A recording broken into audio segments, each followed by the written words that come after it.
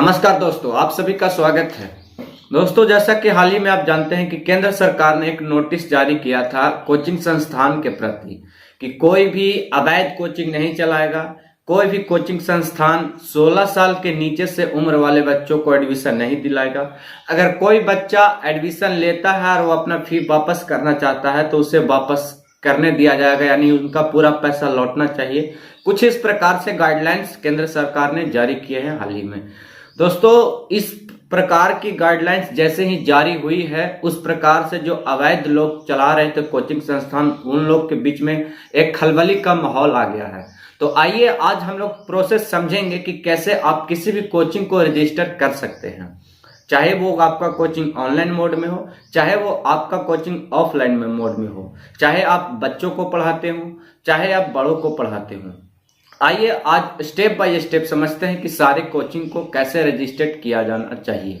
तो आपका कोचिंग या तो कंपटीशन एग्जाम की तैयारी, जैसे रेलवे ग्रुप डी, दरोगा बिहार, ये सब तैयारियां होती है, उस प्रकार की कॉम्पिटिटिव एग्जाम वाली तैयारियां यदि आपकी कोचिंग करवाती है, या फिर आपकी कोचिंग कोई स्कूलिंग शिक्षा देती है, जैसे 9, 10 हो गया, 8, 6, 5 नर्सरी, यूकेजी, इस प्रकार से हो गया, या कुछ का कोचिंग होती है कि टेक्निकल डिग्री भी उसके लिए तैयारी भी करवाती है, जैसे कंप्यूटर डिग्री वगैरह। तो इन सभी के लिए रजिस्ट्रेशन आपको जरूरी है मेरे भाई। और कैसे रजिस्ट्रेशन होगा आइए समझते हैं। तो रजिस्ट्रेशन के लिए सबसे पहला प्रोसेस होगा मेरे भाई, सबसे पहले प्रोसेस होगा कि आप अपना ब्रांड नेम चुन करेंगे। आपको अपना पहले ब्रांड नेम यानी कोचिंग का नाम आपको चुनना होगा, और ऐसा यूनिक नाम चुनना होगा कि उस नाम से कोई अन्य कोचिंग ना रहे।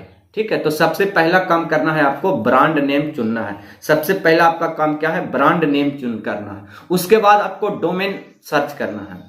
अब डोमेन क्या होता है, तो डोमेन मतलब कि आपको कोचिंग का एक वेबसाइट होना चाहिए। आपके कोचिंग का एक वेबसाइट होना चाहिए, फ्री में मिल जाता है, कोई इशू नहीं है। तो आप जाकर के आप वेबसाइट बना लो। आप जाकर के चाहे तो आप पेड वाला भी डोमेन ले सकते हो GoDaddy से, या तो ब्लॉग स्पॉट से आप अपना वेबसाइट बना लो। आप अपना ईमेल आईडी बना लो, ऑथेंटिक ईमेल आईडी जो कभी हैक नहीं किया जा सकता। 2 स्टेप वेरिफिकेशन से उसको जो है वेरीफाई कर लो।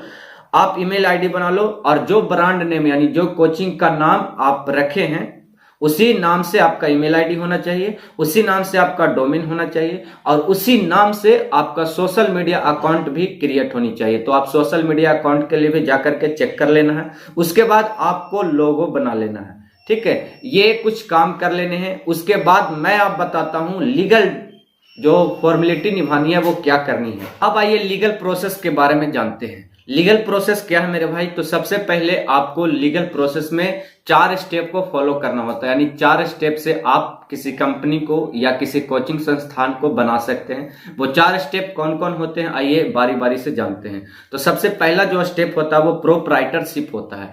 आप या तो अपनी कंपनी का या तो अपनी कोचिंग का जो है प्रोप्राइटरशिप बना सकते हैं। प्रोप्राइटरशिप क्या होता है, यदि कोचिंग को या किसी कंपनी को आप अकेले रन कर रहे हैं, यानी उसका मालिक कोई और नहीं है, केवल आप हो, तो आप उस केस में प्रोप्राइटरशिप हो गए, यानी उसका मालिक स्वयं आप हो गए।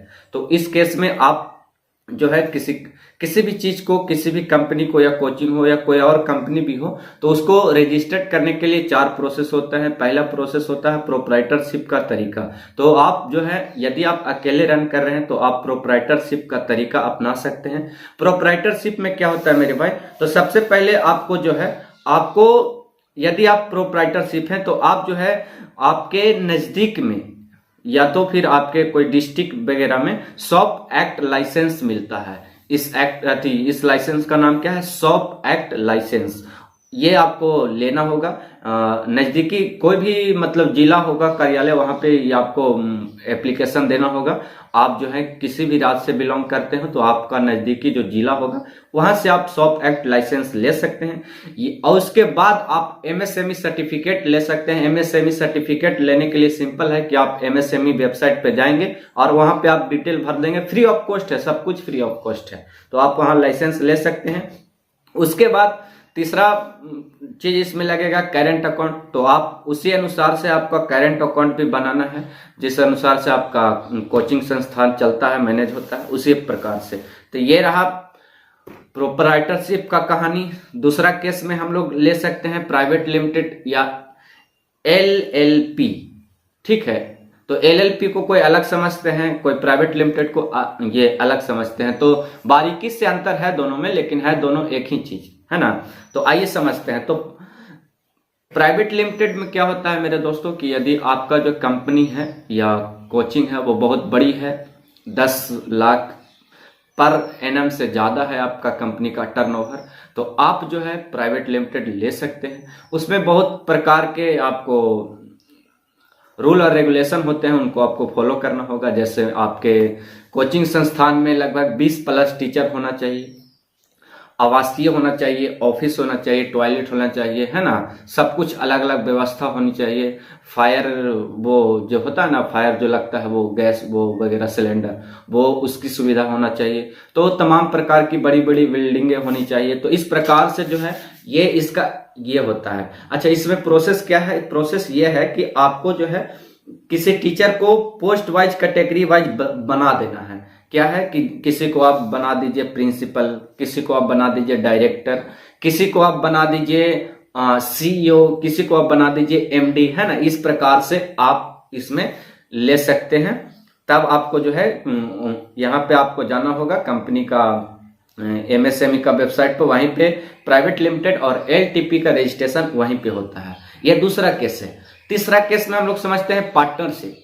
दोस्तों, पार्टनरशिप फर्म में आप क्या कर सकते हैं कि जैसे में आप एक हो गए, एक आपके कोई सहपाठी हो गई, या तो फिर कोई आपकी पत्नी, या तो कोई आपका भाई, या तो कोई आपका दोस्त, मतलब 2 या 2 से अधिक व्यक्ति आप साथ में कर रहे हैं और छोटा मोटा प्लेटफॉर्म है आपका, ज्यादा बड़ा नहीं है, तो आप पार्टनरशिप के थ्रू आप इसको रजिस्टर कर सकते हैं। पार्टनरशिप में क्या होगा कि आपको एक डीड बनाना होगा। पार्टनरशिप में आपको एक डीड बनाना होगा। डीड मतलब डीड कहें तो आपको वो एक प्रकार का कोर्ट का ये होता है ना, स्टैम्प पेपर पर लिखवा लेते हैं, तो उसी को डीड बोलते हैं। उसमें आपको सारा डिटेल भरना होगा, लिखना होगा कि हाँ फलना के साथ हम कोचिंग चला रहे हैं, इतना रुपया हमको इसको देना है, इतना रुपया का मालिक ये है, इतना टीचर का सैलरी मिलेगा, इतना प्रॉफिट हम लोग बांटेंगे, इतने बच्चे आएंगे तो इतना फीस लेना है। ऐसे करके पूरा डिटेल आपको उस डीड पर लिखना होगा, दोनों का सिग्नेचर कराना होगा, और उसी डीड के अनुसार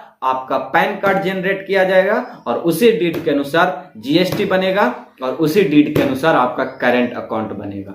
ठीक है। तो इस प्रकार से आप 3 प्रोसेस आपको ऑथेंटिक बताए हैं, जिस प्रकार से आप अपनी कोचिंग को रजिस्टर्ड कर सकते हैं। और भी किसी समस्या हो तो आप जो है नीचे कमेंट बॉक्स में अपना कमेंट लिखेंगे, और बाकी आप चैनल को सब्सक्राइब करें, वीडियो को लाइक करें। जय हिंद, धन्यवाद। मैं था अमित राज अमृत।